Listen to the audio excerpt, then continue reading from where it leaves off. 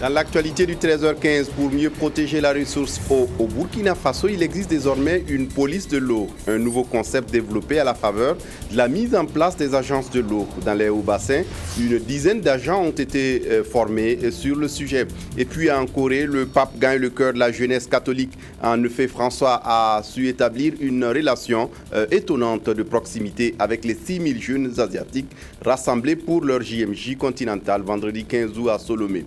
Mesdames, Messieurs, bonjour et ravi de vous retrouver.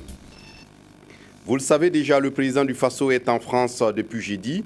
Vendredi, il a participé à la commémoration du 70e anniversaire du débarquement des troupes alliées en Provence. Une cérémonie rend hommage aux hommes du débarquement, à leur courage et à leur sens du devoir. Ces hommes ont sacrifié leur vie pour l'idéal de liberté. Les soldats qui ont débarqué en Provence appartiennent aux armées anglo-américaines et à l'armée française issue des forces françaises libres et des tirailleurs sénégalais. Ensemble, ils se sont battus pour une France libre. Lazare Pouya. C'est au large des côtes du Var, à bord du porte-avions Charles de Gaulle, que le président français François Hollande a invité les 28 chefs d'État et de gouvernement, dont le président du Faso, Blaise Compaoré, pour se souvenir du 70e anniversaire des troupes alliées en Provence. Il s'agissait pour nous de nous souvenir avec les Français, avec les Alliés, que sur cette terre de Provence a commencé le combat pour la libération de la France, c'est-à-dire pour la libération de l'Europe et du monde, du nazisme, et que sur cette terre, des Africains aussi étaient associés, sont sacrifiés pour la liberté du monde. Je dois dire que ce que nous retenons, c'est bien sûr qu'on avait toujours, au cours de ce défilé naval, bien sûr, une pensée pour tout ce qui s'est passé, mais aussi nous pouvons nous projeter sur l'avenir. Alors je crois que c'est surtout ce souvenir important pour l'histoire du monde et pour les peuples que nous sommes venus surtout saluer et remercier bien sûr la France qui a souffert mais qui a su être entreprenante, s'ouvrir au reste du monde pour qu'elle soit accompagnée dans la construction de sa liberté. C'était le 15 août 1944. Ces anciens combattants venus d'Afrique, en majorité d'Algérie et bien d'autres pays, ont aidé la France à chasser les nazis de son territoire. Et pour cette commémoration, le président français a rendu un vibrant hommage à l'armée d'Afrique, une armée cosmopolite pour le service rendu, la libération de la France. 1800 jours de guerre ont été nécessaires pour libérer la France de ses ennemis. C'est pourquoi dans son adresse aux anciens combattants invités pour la circonstance, François Hollande leur a traduit toute la reconnaissance de la France, car, dit-il, c'est grâce à eux que son pays doit son rang dans le monde. Nous devons tous ensemble montrer notre détermination à assurer à notre tour de relever les défis, d'être à la hauteur de l'histoire. Ce combat, aujourd'hui, prend d'autres formes qu'il y a 70 ans. Mais c'est toujours le même ennemi que nous devons terrasser. Qui est cet ennemi? C'est le fanatisme, c'est l'intolérance, c'est le racisme, c'est la barbarie. Depuis le sud-est de la France, en Provence, département de Toulon, François Hollande n'a pas oublié la jeunesse africaine. À la jeunesse d'Afrique, je veux lui dire que nous n'avons pas oublié le sacrifice des anciens et que la France sait ce qu'elle leur doit, même si elle a mis du temps, la France, trop de temps, pour en tirer les conséquences, toutes les conséquences, en termes d'émancipation et de reconnaissance. Aux chefs d'État et de gouvernement invités, le président français leur a réaffirmé la gratitude de son pays. Je vous affirme à nouveau la gratitude de la France. Je sais que parfois ces combattants glorieux n'étaient pas tous volontaires.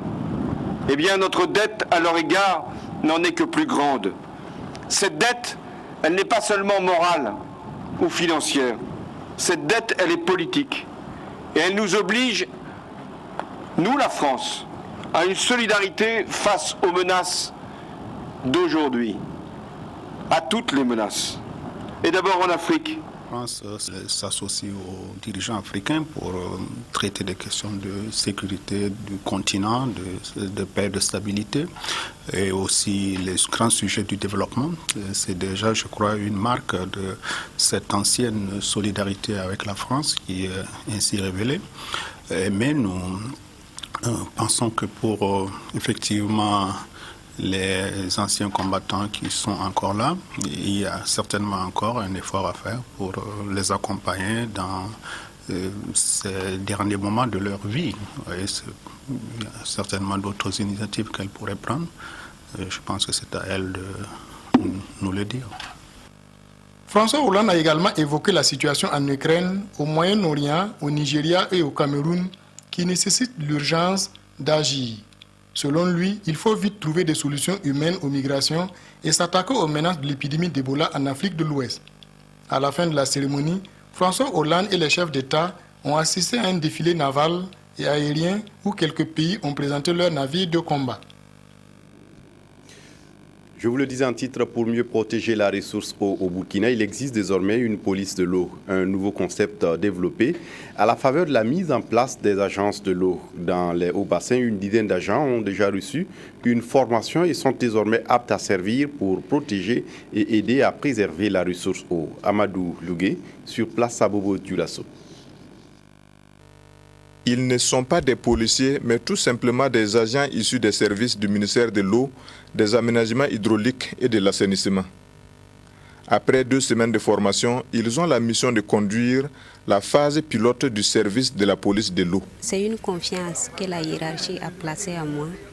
Et pour cela, je dois, de par mes capacités et la formation que j'ai reçue, faire valoir donc ces capacités afin donc de venir à terme des pratiques qui se réalisent sur le terrain concernant donc la ressource eau pas normale.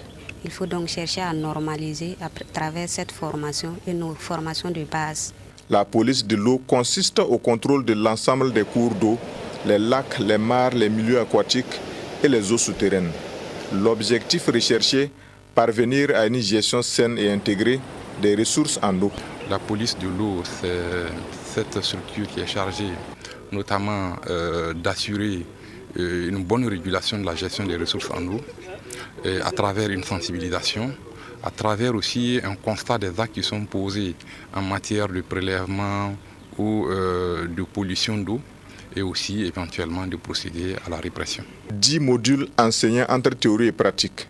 C'est cette prestigieuse École nationale des eaux et forêts de Denderso qui a eu le privilège de dispenser le savoir aux agents de ce nouveau service créé par l'État. Notre effort a consisté à mobiliser un certain nombre de compétences, de ressources humaines en matière d'eau, en matière de législation, en matière de judiciaire, et en matière d'écologie et même en matière de sécurité, pour que la formation de ce premier groupe d'agents de la police de l'eau soit la plus complète possible. Débutée d'abord dans le bassin du Kou, cette initiative devrait s'étendre à l'ensemble du Burkina Faso.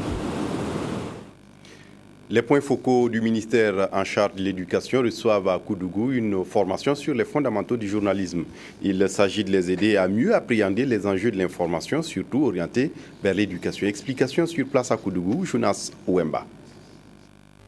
Les chantiers de développement de l'éducation au Burkina Faso sont vastes et le ministère de l'Éducation nationale et de l'alphabétisation veut une meilleure visibilité de ses actions. Ces agents du département qu'ils forment en technique journalistique seront commis à l'animation de ces organes internes d'information que sont le site web et le journal du ministère. C'est un véritable réseau de communication qui est en train de se mettre en place. C'est un dispositif qui doit nous permettre d'avoir en temps réel l'information à la base et que la base également puisse avoir l'information en temps réel. 3 jours durant, les participants vont se familiariser avec les règles de collecte et de traitement de l'information ainsi que les techniques de prise de vue.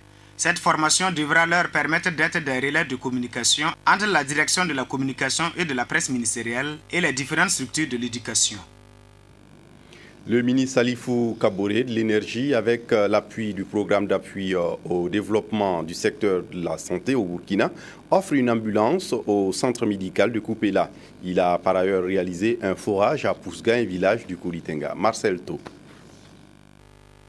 Ce geste était attendu des principaux responsables et du personnel soignant du centre médical avec antenne chirurgicale de Koupéla. Avec cette ambulance neuve, le CMA de Koupéla pourra donc améliorer son offre de services en matière d'évacuation. Le centre de Koupéla est une zone carrefour et il arrive souvent qu'on doit faire face à des cas d'accident ou bien souvent à beaucoup de malades qu'on doit évacuer en même temps. Et généralement, quand la seule ambulance qu'on avait partie en évacuation, on avait vraiment d'autres difficultés. Il fallait forcément qu'on attende à ce que l'ambulance revienne avant de pouvoir faire d'autres évacuations. L'accueil de la nouvelle ambulance n'est que salutaire. On pense qu'elle va nous permettre en tout cas de faire face vraiment aux difficultés auxquelles on est déjà confronté. Ça va permettre également d'améliorer la prise en charge également des malades. Le même geste a été fait en faveur du CMA de Poutenga. Autre action en faveur de la santé des populations, le ministre Lamoussa Salif Kaboré a offert un forage aux populations de Pousga. Cette réalisation qui va permettre à ces populations de disposer d'eau potable et de réduire du même coup le nombre de maladies hydriques a coûté la somme de 6 millions de francs CFA. Le ministre Kaboré répond ainsi à une promesse qu'il avait faite aux populations.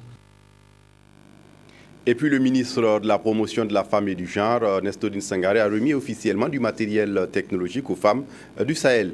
C'était ce 16 août dernier à Dori. Ce matériel fait partie intégrante de la composante 4 du programme spécial de création d'emplois pour les jeunes et les femmes. Des détails sur place à Dori avec Vincent Tiendrebego. Des machines à coudre, des métiers à tisser, des unités de fabrication de savon et des moulins. C'est le lot de matériel que le ministère de la Promotion de la Femme et du Genre met à la disposition des organisations féminines de la région du Sahel. Ces équipements de production, subventionnés à 50% par le gouvernement, visent à promouvoir les activités génératrices de revenus des femmes. Nous sommes venus vraiment leur remettre ces technologies avec l'espoir que cela va avoir une incidence positive sur leurs conditions de vie et que ça va permettre au groupement de produire davantage, d'avoir plus de revenus grâce à leurs activités. Moi, par exemple, j'ai bénéficié d'un moulin. On sait que les femmes en ont besoin, beaucoup, surtout au Sahel, car on pile à la main. Mais avec ces machines aujourd'hui, avec ce moulin que moi je viens de recevoir, je sais que mon groupement va bien s'en sortir. Ces équipements sont acquis dans le cadre du programme spécial de création d'emplois pour les jeunes et les femmes pour la période de l'année 2013. Et pour 2014, des nouvelles acquisitions sont en cours, selon la ministre Sangaré, grâce à une enveloppe financière qui a plus que doublé, s'élevant à plus de 3 milliards de francs CFA. Mais en attendant, Nestorine Sangaré a exhorté les bénéficiaires du Sahel à une exploitation pacifique et partagée de ces équipements de production. Le député Edi Komboibo partage son expérience sur le leadership avec ses jeunes frères de l'association, les élèves et étudiants ressortissants de Samba, une commune rurale du Passoré. Ce samedi donc, face aux membres de l'association, Edi Komboibo s'est étendu sur le rôle et la place du leadership dans la formation de la jeunesse. Drissa Serré. Je ne vous apprends rien. La vie donne le choix à tout individu de se déterminer face à son destin. C'est fort de cette conviction que le député Edi Komboibo, expert comptable de son État, a développé la thématique du leadership et paix, une thématique d'actualité dans le contexte burkinabé. Après recoupement des différentes définitions données par le Larousse, il retient du leader comme étant celui qui a la capacité d'influencer les autres, de fédérer un groupe afin d'atteindre un objectif commun. Se basant sur la trilogie savoir, savoir-faire et savoir-être, l'orateur, tout en soulignant la nécessité de vivre ensemble en bonne intelligence, a invité chacun à se fixer un objectif et à se définir un projet. La clé du succès, agir de manière à éviter les clichés du drame social. Je crois qu'il n'y a pas de leadership lorsqu'on évolue dans un environnement où il n'y a pas de paix. Nous avons eu la chance d'avoir quasiment 3 décennies où il y a la paix dans notre pays. Nous avons eu la chance d'avoir formé des jeunes. Et aujourd'hui, nous sommes à une période où il y a beaucoup de controverses au niveau politique.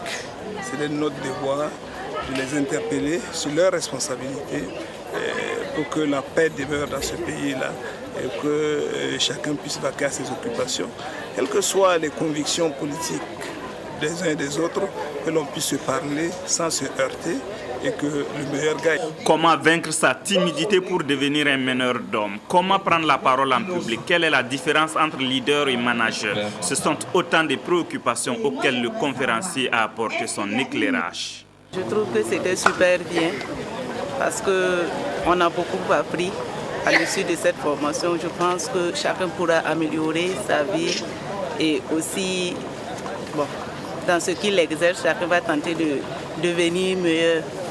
Le thème de leadership développé par un leader et pour la jeunesse est pour nous plus que interpellant, étant donné que jeunes, nous avons des ambitions, nous avons eu recours à ce thème et aussi à cette personnalité pour nous développer ce thème, pour, n'est-ce pas, nous aider à mûrir nos réflexions, afin que comme lui, et par rapport, n'est-ce pas, aux recommandations que nous avons eues, que nous puissions, n'est-ce pas, développer, cultiver notre idéal. Cette communication pleine d'enseignements marque un nouveau départ pour la jeunesse de Samba en quête d'excellence. Elle a désormais un référentiel pour s'accomplir et s'impliquer de façon consciente dans la construction d'une nation de paix. Une nation où chaque individu s'épanouit et où il fait bon vivre. Et puis le ministère en charge de l'eau vient de conduire une opération de plantation d'arbres sur les berges du barrage de Ziga. L'objectif étant de répondre à l'appel du chef du gouvernement, Moussa Aki, sur place à Zignari. La police, la douane, la garde pénitentiaire, les eaux et forêts, le personnel du ministère en charge de l'eau ainsi que les agents des structures régionales sont sur un même terrain. C'est l'expression de la fraternité et de la solidarité. La scène se passe sur les berges du barrage de Ziga dans la commune rurale de Nagrengo. Au-delà de cette chaleur humaine, il pose une même action, la mise en terre de 3000 plants pour renforcer le patrimoine forestier de ces barrages qui alimentent Ouagadougou Zignari en eau potable. Cette opération de reboisement, comme nous l'avons dit, répond à un double objectif. D'abord, c'est pour répondre au mot d'ordre du gouvernement, qui est cette année 1000 plants par ministère et par institution, et ensuite assurer la protection des berges du barrage et contribuer ainsi à une gestion durable des ressources en eau. Cette année, c'est l'occasion pour la GSP de représenter les corps paramilitaires dans la tenue de cette opération de reboisement. Et nous avons l'occasion de passer le témoin à cette 9e édition au ministère de l'Environnement. La protection et le suivi de ces plants épineux est désormais l'affaire du conseil municipal de Nagrengo. Le maire bénéficie de l'appui de la population et surtout du guérisseur Seydou Bikenga pour accomplir efficacement ce travail d'entretien des arbres. Et à Ouaguya, l'association des ressortissants du sud-ouest Oyatenga plante des arbres sur le site de la RTB2 Nord. C'était le samedi dernier où plus d'une centaine de plants ont été mis en terre. Korotimi Kagone. Nous sommes dans l'enceinte de la RTB2 Nord. C'est ici que l'association des ressortissants du sud-ouest Oyatenga a choisi pour planter des arbres. Au total, 134 plants composés de manguiers, goyaviers, citronniers et de pommes cannelle sont mis en terre. Le choix du site, c'est dans le but de faire participer à ce qui a été organisé par le gouvernement, notamment le reboisement chaque année. Et nous avons compris qu'en faisant ce reboisement au niveau de votre site, vous allez prendre le relais pour tout ce qui sera reboisement au nord. Sa Majesté Roi du Yatenga accompagne l'action de cette association et plante un arbre. Je suis très content et je suis venu. On a planté divers arbres. Il y a des manguiers, des citronniers, des goyaviers, des limiers. Donc moi je suis très content et satisfait de votre geste. Je vous remercie et vous souhaite tous une longue vie. Continuer à planter les arbres. Les agents de la RTB2 Nord et le club RTB n'ont ménagé aucun effort à donner un coup de main à cette association. Par ce geste, l'association nous invite à nous investir davantage dans ce sens-là et à désormais être des acteurs, à savoir ne pas se contenter seulement d'informer, de sensibiliser les populations, mais aussi de donner le bon exemple. Donc aujourd'hui, nous sommes là pour planter les arbres avec eux et en tout cas nous sommes très ravis. L'association des ressortissants Oyatenga veut planter utile. C'est pourquoi chaque 2 ans, cette association pose un acte d'éco-citoyenneté non seulement en plantant des arbres dans les différents services de la ville de Waiguia, mais aussi en les entretenant. À présent, je vous invite à table pour déguster des chenilles de karité appelées Chitoumou à Bobo-Dioulasso. Ce 12 août, la place Tifo Amoro de la ville a connu une animation particulière qui pour déguster, qui pour vendre ou encore pour satisfaire sa curiosité. On y trouvait diverses spécialités de Chitoumou, la pizza au Chitoumou, la farine de Chitoumou ou encore les brochettes de Chitoumou. Allez, je vous laisse déguster avec Karim Sissé. Bon, j'expose les chitoumou en poudre. Voilà, il y a différentes qualités. Ça, c'est poudre de chitoumou au maïs. Voilà, ça peut faire des gâteaux. Ça, c'est la poudre de chitoumou au sumbala. Voilà, on peut mettre dans la sauce, dans la soupe. Même dans du riz, bon, 1000 francs, 750. Je propose mes pizzas de très bonne qualité et voilà, donc pour l'occasion je fais un essai de pizza au Chitoumou. La pizza c'est un des plats le plus mangés au monde et le Chitoumou est très apprécié ici, donc le mélange se fait très bien. La pizza au Chitoumou c'est très très bon. Et oui, comme vous l'avez constaté, nous sommes à la fête des chenilles de karité ou fête du Chitoumou. Cette fête, qui est à sa 10e édition, est organisée par l'Association pour l'épanouissement de la commune de Bobo-Dioulasso. La fête du Chitoumou, c'est une tribune de promotion des chenilles de karité en vue de créer des revenus pour les acteurs de la filière. Vraiment, les mets faits à base des chenilles de karité, ça je suis tellement surprise qu'on peut en faire en brochette, on peut en manger avec la salade, on peut en manger avec la tchéké et de l'avocat, ça veut dire beaucoup de choses. Ça, j'en suis vraiment ravi. Même s'il est vrai que l'initiative de l'Association pour l'épanouissement de la commune de Bobo-Dioulasso a permis de faire connaître davantage les vertus des chenilles de karité, force est de reconnaître que cette filière est confrontée à des problèmes. Et nous nous sommes rendus compte cette année, lors de la 10e édition, qu'il va falloir que nous puissions tenir des statistiques en termes de vente, de commercialisation des chenilles de karité lors de la fête des Chitoumou. Si nous avions eu auparavant cette idée depuis la première édition, ça veut dire qu'aujourd'hui nous allons pouvoir vous donner ces chiffres sur l'évolution du chiffre d'affaires de chaque édition et aussi pouvoir arriver à quantifier quelle est la quantité de Chitoumou qui est produite annuellement et voir quelle est la quantité de Chitoumou qui est consommée et quelle est la quantité de Chitoumou qui est exportée. La première édition de la fête des chenilles de karité a eu lieu en août 2005 sous le thème « Les valeurs thérapeutiques du Chitoumou ». La présente édition qui s'étalera sur 6 jours est placée sous le thème « Chitoumou, moyen d'intégration africaine ». Voilà, c'est tout pour cette édition. Demain, une nouvelle équipe du 13h15 vous retrouve avec bonheur. Pour ma part, je vous souhaite de passer des excellents moments en compagnie des programmes de la RTB.